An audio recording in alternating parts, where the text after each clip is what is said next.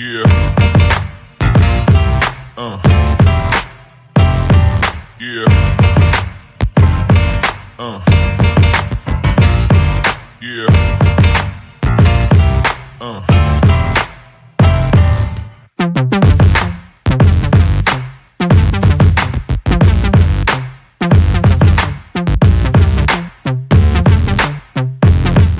Yo, what's going on, everyone? Welcome to this week's episode of River City 93. I'm your host, as always, Elliot Barr. And if I sound like I am in a chipperish mood, given the results of the game this weekend, it's because college football came back, and that made me happy. Joining me on today's show is my good friend Matt. How are you doing, bud? I mean, are we able to protest like Florida State protested? The playoffs last year. That's the reason we're not going to be in the playoffs. It's protests. That's exactly why. We got a lot of players going in the portal or going early to the draft, so we're just. I wish some of these guys would go into a portal right now. Yeah, we just need like Colorado, go to Saudi Arabia and ask for like a lot of NIL money. Be like, hey, we need the funds. We really do. Yeah, man. How was your weekend, man? How did you watch any college football? Something to take your mind off of from 8 to 10 p.m.? No, real college football starts next week. None of this week zero garbage. Yeah, okay. Fair enough. I was just more so excited because of college game day. So you're the one person who still watches that? I do. I ain't gonna lie. Like I it's like my Saturday morning routine. Like I do it to get chores done, have it on, enjoy it. All right. Was that the one where Pat McAfee was making a even more of a drunk spectacle of himself than usual? No, that's his regular show that I refuse to watch, just because I don't understand why ESPN decided to get rid of real journalists and put all their money behind him. But hey, whatever. I don't make a check for him. Yeah. It sucks. But man, what really sucks is what happened between 8 and 10 p.m. local time between the Richmond Kickers and Union Omaha. And I shouldn't say suck because the best thought we had was like, hey, let's get a draw and let's make do with what we got. It felt like the Chattanooga game all over again, man, where we beat ourselves and our offense is decent to enough where they can probably give you one goal, but being down 2 goals in 2 minutes from individual errors, it kind of just feels like, all right, this game's a dud.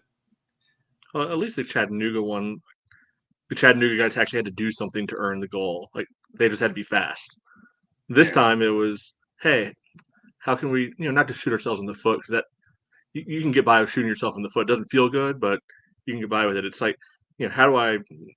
I want to stop this analogy before it gets really dark, but how can I be a lot more effective, with a weapon?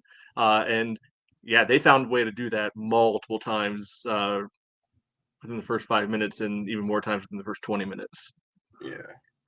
Yeah, and an old son of ours, Joey Gallardo, came back to bite us in the ass twice. But hey, when you're presented with fantastic opportunities, it's incumbent upon you to finish them. And that's what he's probably like reason 5 at best of why Omaha won that game. Yeah, like he happened to be the one to convert to 2 set piece goals, but I mean that's not the main driver of why the team lost quite easily. No. And I mean, if you really want to look at why this team lost, it's because of the first 5 minutes. Like, if you were to take the first 5 minutes of this game out and just look at the rest of the game, I think, like, overall, our tone is a lot different. Like, I could walk away from this game if it ends 1-0. I could walk away from it like, all right, cool. We battled tough against a tough Union Omaha. Yeah, we had some half chances that we didn't quite finish. Landon Johnson looked impressive. and Union Omaha scored off of the deflection of a free kick. I would feel fine with that.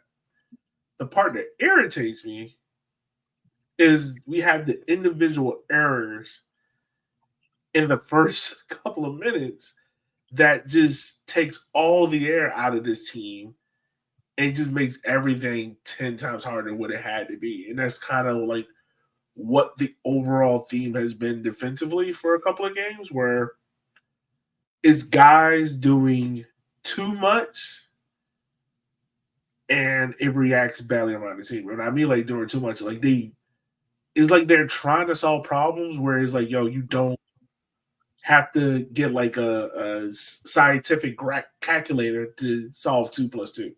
Yeah, well, I mean, I don't even think they were. Well, do we want to hop into the first goal? Because especially on that one, I don't. That they're not doing too much. That it should be, professional soccer player, 101 on kick the ball. Like, Yeah. don't fall down. Well, I mean, honestly, it was kind of building up to itself anyway, because the first couple of minutes were like, yeah, Shiloh had like a bad touch that led to a corner kick where Rich was already battling a corner within the first couple of minutes. And then for literally the first minute of the game. Yeah. Yeah. And then Suko, he receives the ball back. He plays the ball back to Shallow. Shallow plays it back to Suko. Suko, I don't blame Suko so much for playing it back. No, no blame there. Yeah, but like Shallow, like, don't get me wrong, like, we've gave praise to Shallow. He's done well, but like in this moment, I don't know if either it looked like it's either one or two things. Either he's already looking up ahead and he misjudges the speed of the ball, like, or his foot just gets stuck in the tarp and he just slips and loses his balance. But, Either way, it's not good. Yeah, either way, unacceptable, especially when it happened literally 2 minutes earlier. Yeah. Right. Yeah, that one. Okay, not ideal, but all right, it might happen. You can be able to get used to it, recalibrate.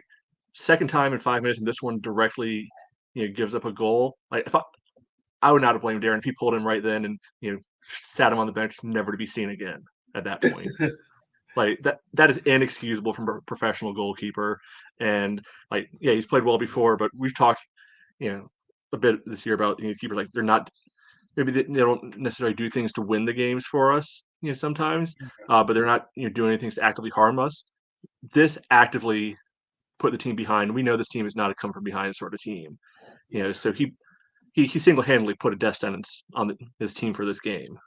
And sorry, Pablo, you're in, for the next game, and really, rest of the season, don't need this guy anymore. Yeah, and it's just tough, man, because like he has been playing well in like a moment like that. Like, it's very easy, and it's very quickly to have like a sandbag moment where it's like you're trying to make up for the mistake you made, and that's what it felt like. Really, Suko and Shallow did for like the first couple of minutes, because you fast forward to 5 minutes later. It's more like 10, or 10 or 15. It's like 10, 11 minutes later. Yeah, Suko gives up the PK to Union Omaha in the middle of the box, and literally get caught ball watching, reacts late to the play, pulls down the player in the middle of the box, and it's an easy PK. Like, it's fairly easy. He was probably watching some of that college football earlier in the day, because it was trying to touchdown saving tackle. Yeah, I don't need you to do it there, but yeah, I mean, it's not really much to say, because even like with that, like, it wasn't like the offense was going and creating chances. Like, we're literally starting the game, but it really just kind of just took the air out of everything you wanted to do build up wise and like momentum wise. Like, it's tough to overcome a 2-goal deficit. It's extremely tough to come over a 2-goal deficit inside of the first 10-ish minutes, both because of individual mistakes. Right. And Omaha's a good team to begin with. Like, again, we probably, winning this game thing, or if we can get anything out of this game, it's a net win, for us right now, because Omaha's a legitimate, contending for first place, sort of team in this league. And yeah, and we can say they're better than we are right now. Yeah. So, spotting them 2 goals. Like, we don't need to do that. Like, they're going to beat us. Let them beat us, on their own volition rather than us saying, "Nah, you know what? Here, have a couple. It's on us. Don't worry about it. Yeah, Thanks for the hospitality." yeah, for real, for real. And look, I know fans are throwing out the fact that Darren got the extension, and how do you give a guy an extension? We haven't kept the clean sheet out. That's all valid. That's all fine. But on the same point, no amount of coaching or no amount of tactics is going to solve what happened in the first 10 minutes. Like that, No, but that's individual. I think the counter argument to that is, why does this team consistently, like, and Darren said this in some post game interviews, Yeah, why do they consistently have to get kicked in the teeth first before they wake up at all? Like, that's a mentality sort of thing. That's something the coaches can control. If they can't, then either they need different players or the players need different coaches. yeah, and it's always easier to replace the coach.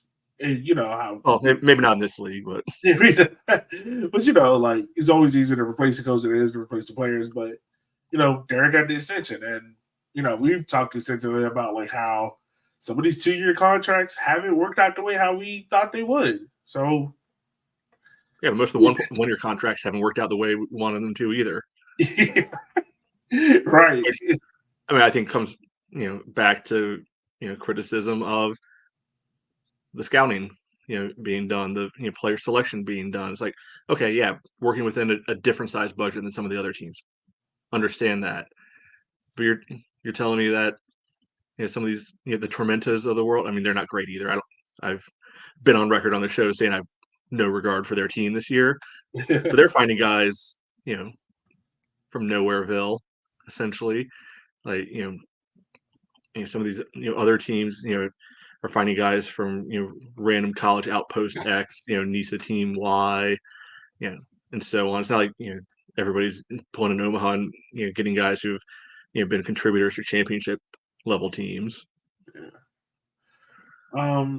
I mean, I'll come back to the game in a second, but I've been thinking about this question all weekend. And I mean, like we know Darren, he serves a dual role. He's the GM and the head coach, right? He's the guy that buys the groceries and also cooks the groceries. To use the Bill Parcells famous quote. Do you think it's time for the Kickers to kind of divide that back up? To bring in another GM, to bring someone else to be the GM to do that part for Darren, and allow Darren just to work on the field. I don't know. I don't know how much of a difference it would really make, to be totally honest. I mean, I think it's merely a can't even think of the phrase I'm looking for right here. It's not even worth troubling ourselves with anyway, because Rob is never going to take responsibility away from Darren for anything. I think that's abundantly clear at this point. That those two guys are intricately linked and aren't going to become unlinked anytime soon. Because I think the other piece you're leaving out is Darren's input level of control with the academy system too. I think it's a fair question. It's like, are him and Mika too stretched? Like, I think that's a fair question. I don't think anything's going to change. Yeah, no, you're right. I totally forgot about that point about like, they might be too stressed, like too many hands and two pies where you can't just hone in and focus on one thing. Right. Because I mean, my thing is like, let's even ignore the on the field stuff. Right now, we're 2 months away from the off season, when inevitably there's going to be turnover, because there is every year with every professional team, right? That's just the nature of the beast. Yeah. These guys are also knee deep with academy stuff. Where's the scouting coming from? Where are the eyes coming from for new players? Because this is also college soccer season, which I still fully believe should be the prime scouting source for teams at our level, right? You might find a random guy somewhere else who's 19, something like that. But I think most guys in this league are coming through the college system. They're playing 4 years of college ball somewhere, and then looking to try to stretch their soccer career into the pros for who knows how long after that. Well, our season goes longer and longer every year. It used to be that the USL season would be over September-ish or Yeah, so, and gives plenty of time to be able to scout out the college game. Now we're going to end of October, which is right around the time when a lot of the college seasons are starting to end. How's it, what does the scouting network look like? What are the resources, and is it just we're going to watch high point games and that's it? yeah. I mean, I wish I had the answer for that because I Yeah, honestly don't know. it's more rhetorical. Yeah, But I mean, there are a lot of questions and a lot of the things that the club has done positive, done well. And if anyone knows where this club was and how they've grown to, it's definitely you, Matt. But like a game like yesterday, it kind of just builds like that feeling of like, something isn't right, but you can't, like, it's hard to place your finger on this one thing because you place your finger on that one thing. You can flip it and be like, oh, well, it's not really this. It's something else that builds onto it. But I mean, like, going back to the game, I mean, yeah, the rest of the game, outside of the first couple of minutes, it felt good. Like, there were good pockets of play. Like, the kickers were able to build out at moments. Bill Hart had a dangerous strike in the first half. I feel like Neil had one as well in the first half, if I'm not mistaken. Tazaki had a couple of half chances. yeah. I feel like dangerous might be a little generous to the Neil shot, but Yeah. Tazaki had a couple in the box where it just like he was just looking for space, and if he could find that space, maybe he could put it on target. But we go into halftime, and Darren automatically makes two changes.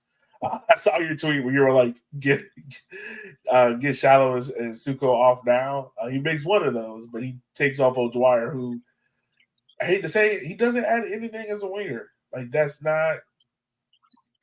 I I don't understand that move to put him there as winger.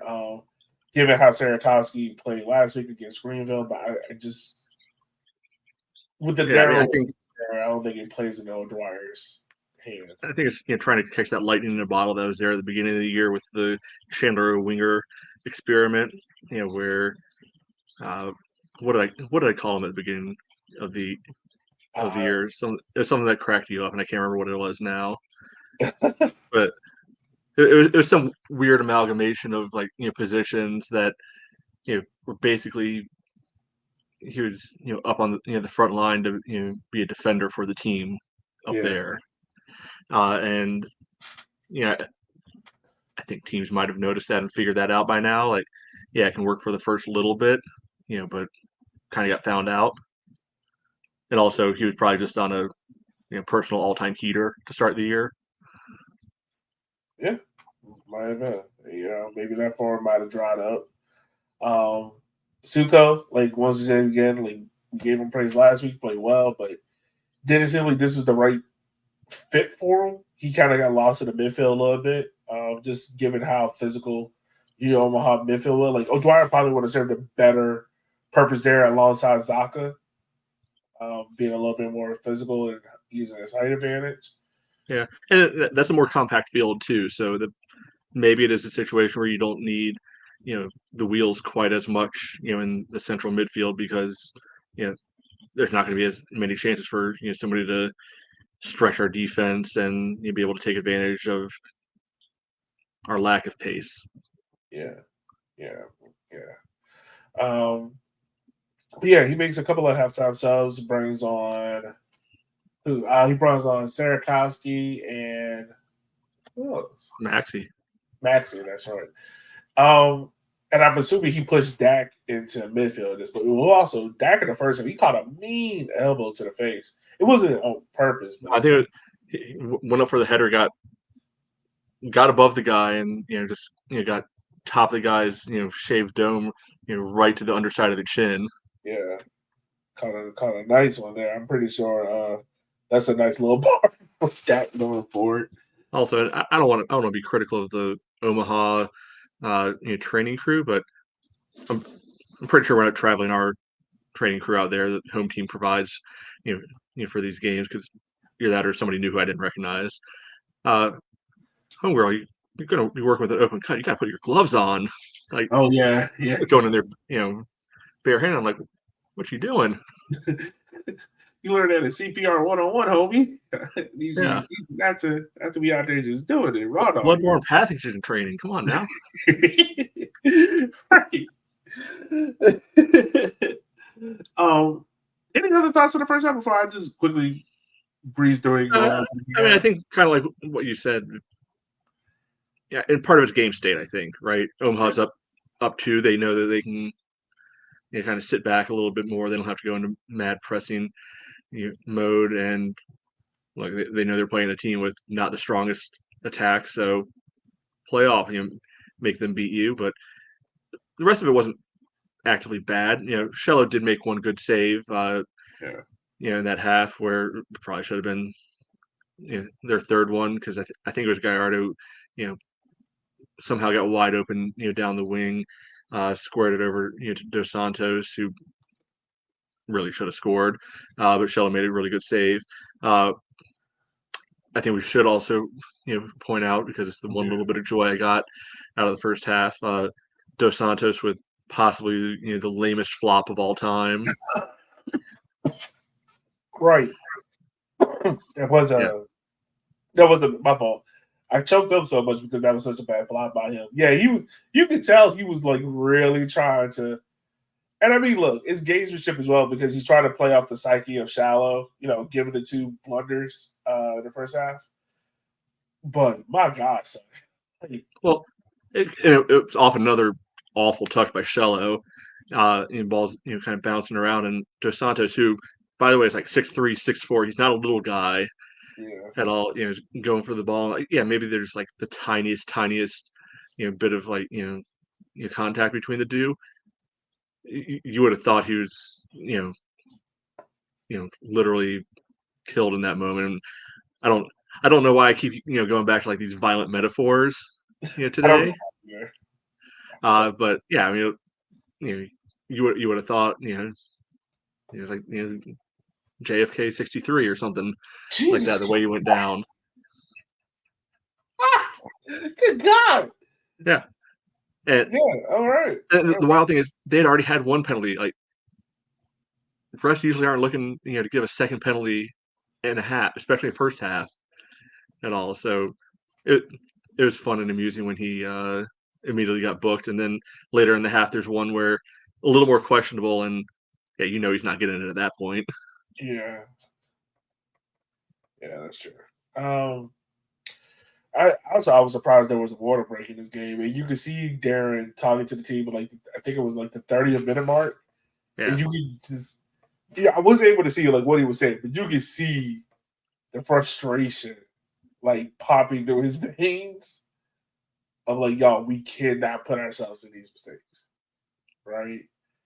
And I mean, granted, the players can also be like, well, you're the one who set the tactic, because I even question like I was trying to figure out why were we like if you know Union Omaha, they love the press, right? Why would we set ourselves up to play out the back with the press where just boot it and go long and build out that way? You can still play possession, but maybe hey, let's be careful with playing it out the back, or make sure like if we do play it back to the goalkeeper, is it an opportunity where it's not directly in front of goal? He can clearly clear the ball and stuff. But yeah, that was just a little interesting moment that I saw there.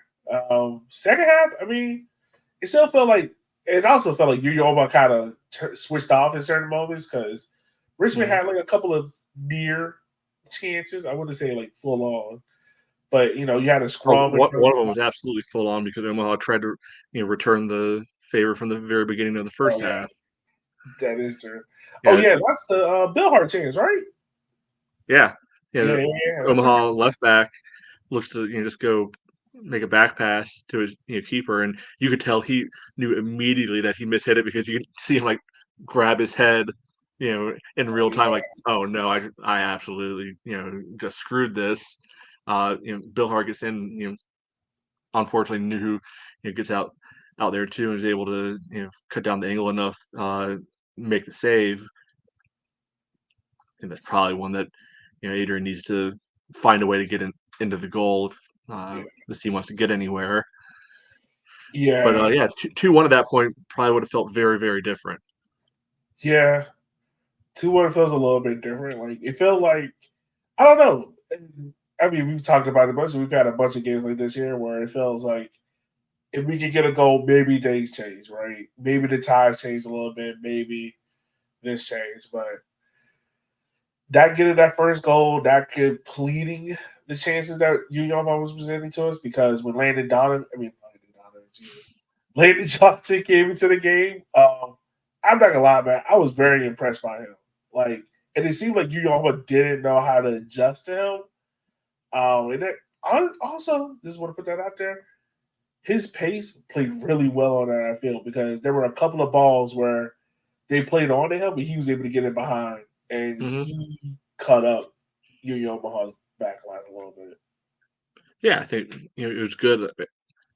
If I wanted, like, really nitpick about anything, it might just be like, be a little more selfish, young man. Don't be afraid to take one of those looks yourself. Like, I don't blame him for trying to you know thread it for Emmy to be able to get what would at that point be a tap in, Yeah, almost. Uh, but in that kind of scenario, I'm also not going to be mad if he wants to rip, a low and hard one and see if, a rebound happens to pop out to Emmy or Sierakowski or whoever may or may not be there. yeah. No, I wouldn't blame him either if he tried to, pop one out there. But I do like the fact that he was, I think the hardest thing is for a young attacker at that age is to make the better play. The good play is take the shot or goal, right? Even if you Hmm. don't matter, take the shot. I think the better play, something that shows promise, is that he is looking to get others involved in the game, be a little bit more unselfish. But yeah, you know, it just didn't go the way we wanted to. And then Young Ball, got another free kick at the end of the game that I don't even see who it nicked off of, but Doesn't Shiloh was matter. that shot on. Yeah. I kind of feel like this is like Joey G's Registry game from last year, the 4-1, where we got him sent off. So Yeah, it really worked out poorly for them last year when that happened. yeah. Right. Uh, Let me ask you this: like, how do you think? How do you think Joey G is going to be received when he comes to Richmond? Because he didn't play in the game last year in Richmond.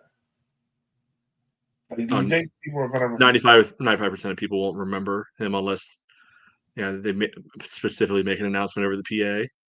Okay. I mean, it's been 5 years. Yeah, but like people still remember Q. Like you know, like people still remember Hugh Roberts. Yeah, but he played here for like 3 years.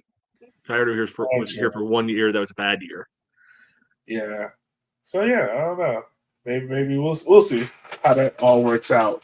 But this game, I mean, once again, it doesn't help us in the table, but with the extended playoff races, really the Kickers are truly more or less playing for eighth place. If you want to keep it in terms with that, just to give you some of the other results around the league that happened, real quick. You had on Friday, you had 1-0 1-1 with Spokane, Charlotte 4-0 against Fuego, Lexington and Madison drew, and just recently, Northern Colorado 3-0 over Greenville. So I mean, right now this leaves us at 11th. Luckily, Fuego still has 2 games in hands of us. Lexington has 2 games in hands of us. So I mean, as I'm looking at it right now, we are edging closer and closer towards that golden toilet of 12th place. And yeah, I don't really got anything else to say about it. Yeah, I mean, if you're looking at it from an optimistic point of view, 4 points out right now, and Yeah. level on games played with Tormenta and 6 games to go there. So really, we're looking at be generous and say 5 teams for the last box. I think Spokane's probably got enough juice in them to be able to pull away a little bit from the rest of this pack. Like theoretically, they could drop back in, but for now, we'll leave them out of this group. So you got Tormenta, you got Chattanooga, you got Lexington, you got us, you got Fuego. One of those teams has to get in. Yeah, one has to get in. Right? And we have a home game against Lexington. We have an away game at Tormenta. We have a home game against Chattanooga. So, 3 of the remaining games are against the teams we're directly competing with for one of those spots. So I haven't gone and done all the math yet, but that seems like it could be helpful. Now, granted, if you lose one of those games, it's probably like almost instant death at that point. But the opportunity's there. I mean, downside is 2 with Charlotte and 1 with Omaha mixed in with that, still, which those are good teams. But I assume all the rest of those teams we're competing with also have to play some of the good teams along the way too. So at this point, as long as we're not playing them, we're rooting for the top 7 teams to beat up on the other 4 not great teams with us, and hope we can limp our way in. Yeah, it will be a Christmas Day miracle. It will be a Christmas Day miracle. My guess is that'll probably take like 1 point per game to get in. Like it's possible it's less, but if I'm right on that, that would be required 22 points. So we need 9 points out of our last 6 games. So that would basically be we need to win at least 3. Yeah.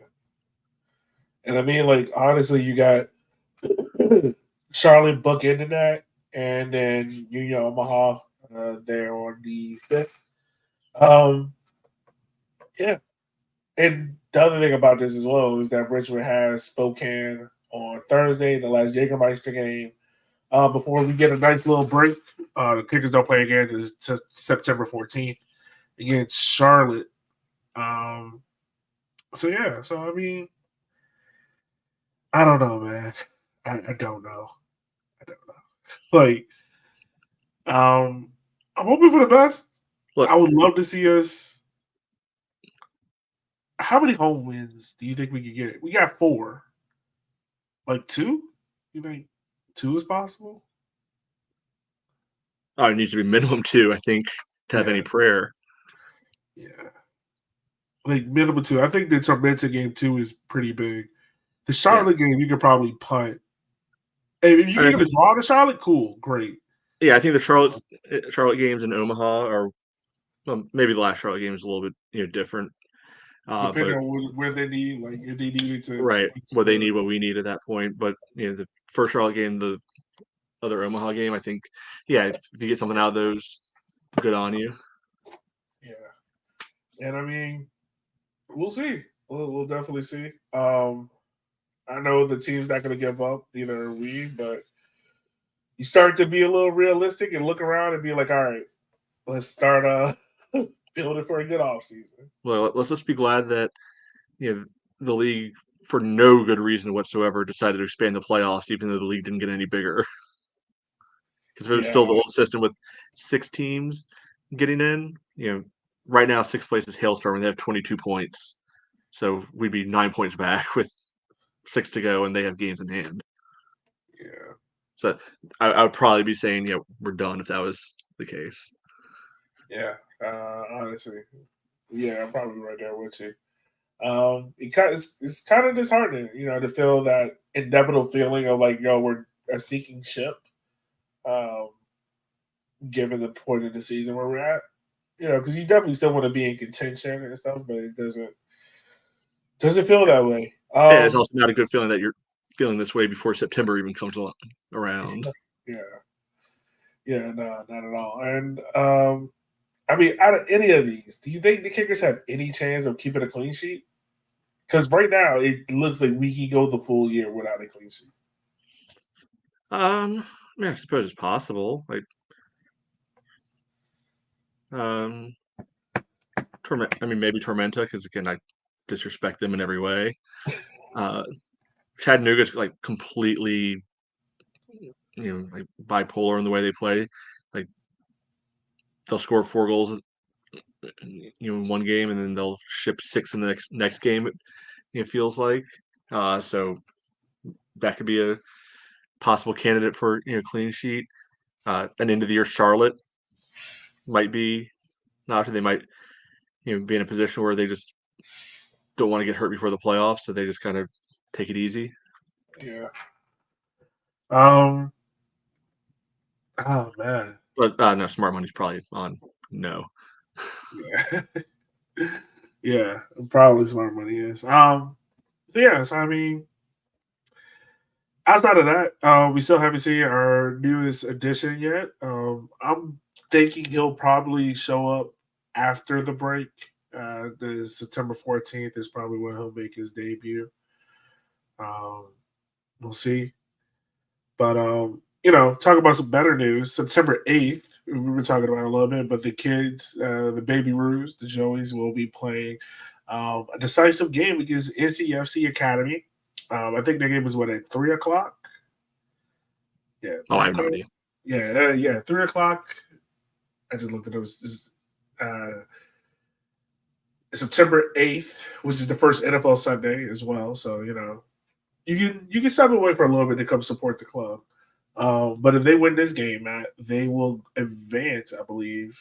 I'm 100% believe they'll advance to the USL League One Academy playoffs.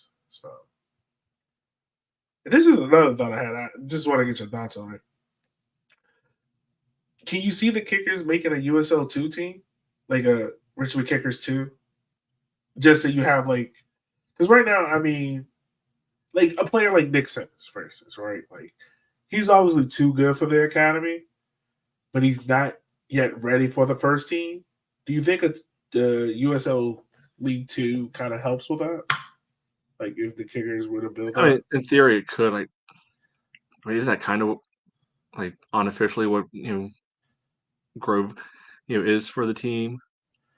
I don't think that partnership is there anymore because we Yeah, haven't. I don't think it is. I haven't seen any player movement in between the two or any acknowledgement of the two.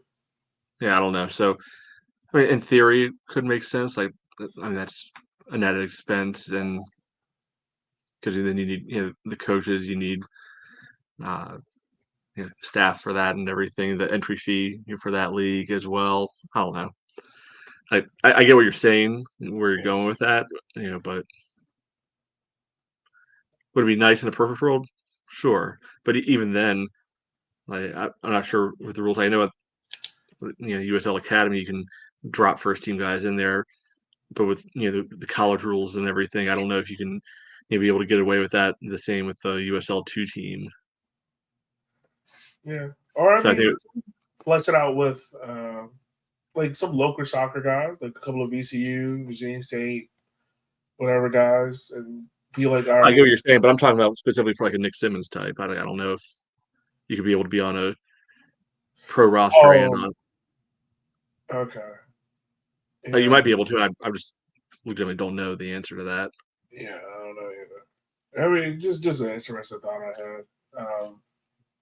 Like, what's the next building step for the club? Yeah, I mean, listeners, look, this probably going. Yeah, I ain't gonna lie to you. This probably gonna be over pretty quickly. Just name us to talk about. Like, enjoy your Sundays. Um, I'm trying, man. I mean, we're almost at 40 minutes. It's longer than I thought we'd go. Yeah, honestly, it is. Like, like the game was on, man, and after those two goals, I just checked out. I checked out. Like, I took the game off the TV, put it on my phone, put it on mute. I checked in here and there, and I watched college football, and I just vibed out. Like, all right. Yeah, and look, the game on Thursday. I'm not going to blame anybody if they skip it because there's almost no point to this game. Like, the kickers would have to. Let me pull this up just to be on the safe side here, but I believe they would need to score at least 8 goals to even be eligible for the wild card. Jesus. Yeah. I think the bigger thing is just don't get swept by Spokane. Like, have some pride. just that. And a draw won't do them any good because Spokane's up 1 on goals on us, so absolutely have to win if you want to get the wild card. But you also have to score at least 8, and that's assuming Omaha or whoever else doesn't get more too. Yeah. And I mean the other thing too. And we play first. All the other games are after us. Oh, well, I mean, at this point, like, I'm not gonna lie, I'm kind of favoring playing more some of the reserve players. Like, I don't know, what is Arthur Boxua doing nowadays? Not scoring goals. Yeah, I don't think he's making the 11. Play him, like. He got in this game. He got in at the end of the game last night. He did? I did not know that. I did not see that man on there. Really, I just want to see Landon Johnson play well. And I don't think Beck is able to play, but maybe start the same center back pairs and we can kind of form some kind of good partnership between Guy and Ani. Or no, it was Dak and Ani, but Dak was playing left back. Was he? So yeah, it was Guy. Was it? Yeah. Center back player? Okay, that's what I thought. Yeah. Yeah, I mean, I would say that, but like normally just like rest the guys, but then they'll play till the 14th again, so they'll have rest either way. Yeah. So I don't. It doesn't matter. Like this game is it's fun to go to City Stadium, and 99.9% chance I'm going to be there no matter what. But this game's a waste of time. Yeah, enjoy yourselves, folks. I mean, like, don't get stressed out. Yeah. Don't get mad. Like, just enjoy the friends that you have there at the stadium. Yeah, that's all I got to say to you. Like, for the people last night that was getting upset and mad, like, all I can tell you is control what you can control and don't let this club stress you out. Don't let this result but also, it's fine to be mad at the organization right now because over the last what are we at now? 14 months. Yeah. This has been the poorest on-field performance, maybe in all of USL. Yeah. I haven't done the math, because I know Miami's just an absolute trash fire in their championship, so they might nick us a little bit for worst, but three league wins in 32 games. Yeah. It's okay to be mad about that. Yeah. And I mean, like, it's feeling like deja vu again with how June was last year. It kind of feels the same way again. So, but yeah, folks. Matt, anything else for you before we wrap up? The one reason it wouldn't be a waste of time to go to the game is big ass scoreboard. Oh yeah, that's right. The scoreboard is in. I can't wait to see that. Yeah, that is gonna be cool. Oh, also in a youth update, Gabe Cox played this weekend for Furman. He got minutes. I think he started as well. I'm not sure, but I saw the Greenville boys down there were tweeting about him, and he seemed to be making a good impression. So, good thing on Gabe. Happy for him. I don't know if Noah played for William and Mary yet. I know a couple of Ivy women have played, whatnot. So it's good to see. Good to see we had a positive influence down there, the kids. Yeah, honestly, that's where I think my focus is going to go for the rest of the year. It's like rooting for the kids because the pro team ain't doing it. Yeah, but those guys don't have any connection to us now. Like they're just free agents. Yeah, that's true. Yeah. I don't have anything else to add. So with that being said, folks, we just want to say thank you for taking the time out of your day for listening to our podcast. Because without you, we couldn't do this, and we probably wouldn't want to do this. Trust me, not this episode. Ooh, my bad. That wasn't good. So with that being said, as always, we just want to say thank you for taking the time out of your day for listening to our show. You can follow us on Instagram, Twitter, YouTube at River City 93. Go check out the website if you haven't already. Help the YouTube page. We're trying to get to 60 subscribers by the end of the season. And with that being said, we'll holler at you guys next week. Where hopefully, it's Labor Day weekend as well. We'll be hoping about something positive. Maybe a clean sheet. Probably not, but hopefully. All right. See you guys. Be easy. Be safe.